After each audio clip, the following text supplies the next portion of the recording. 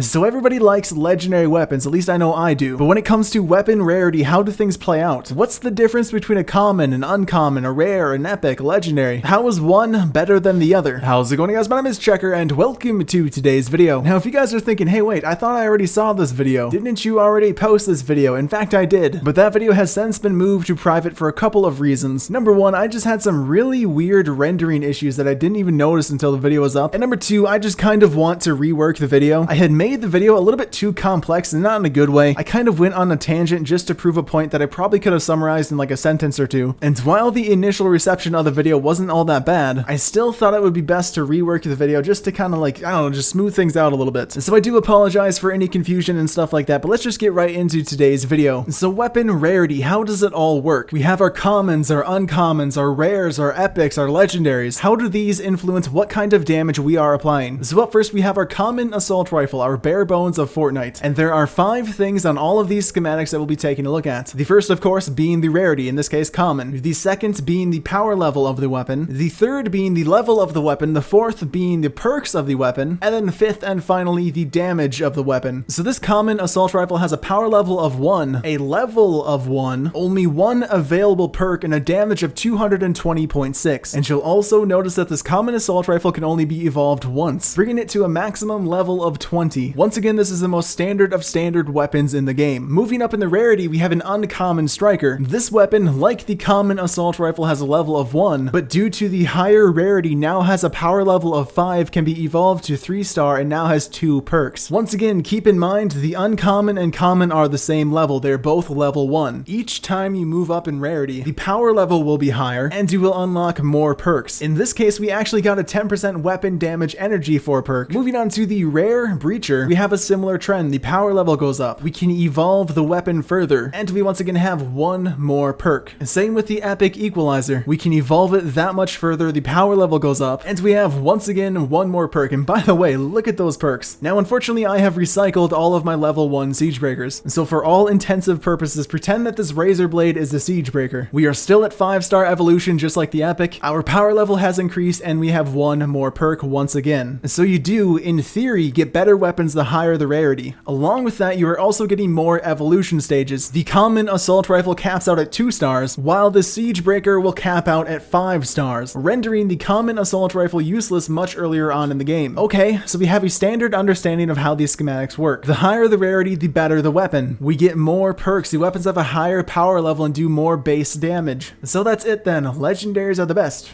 right? If you're looking at all level 1 weapons like we just did, that would be correct. The legendary variant would always be better. But once we start to level up weapons, that is where things get a little bit more complicated. Because as we start to level these weapons up, we get more perks. And on most weapons, perks are going to be fluid, meaning that the perks you receive will be completely random and not preset. There are weapons out there that do have preset perks, but for most weapons, generally speaking, they're going to have fluid perks. And perks are kind of like a curveball. They can make an epic better than a legendary. They can make a rare better than an epic. A perfect example of this is looking at my equalizer. We have 10% damage, 15% damage, 20% damage, 10% damage, water causes affliction. Those right there are some pretty amazing perks. Generally speaking, although this equalizer is an epic and not a legendary, because the perks are so amazing, this weapon is likely going to be a lot better than a lot of siege breakers. So what should you look for when looking at a schematic? Number 1, the rarity. The rarity is still very important. And number 2, the perks. The rarity really doesn't help a whole lot if you have bad perks. If you have garbage perks on a legendary, a lot of the time you'll find that an epic might be better. And I get it, it's not a legendary, it's not shiny, but overall you might find that it does more damage. So if you guys are worried about leveling up some lower rarity weapons, don't be. A lot of the time, lower rarity weapons can do just fine. Rarity is important, but it is not the whole picture. But anyway guys, thanks for watching today's video. Hope you guys enjoyed, and I'll see you guys next time.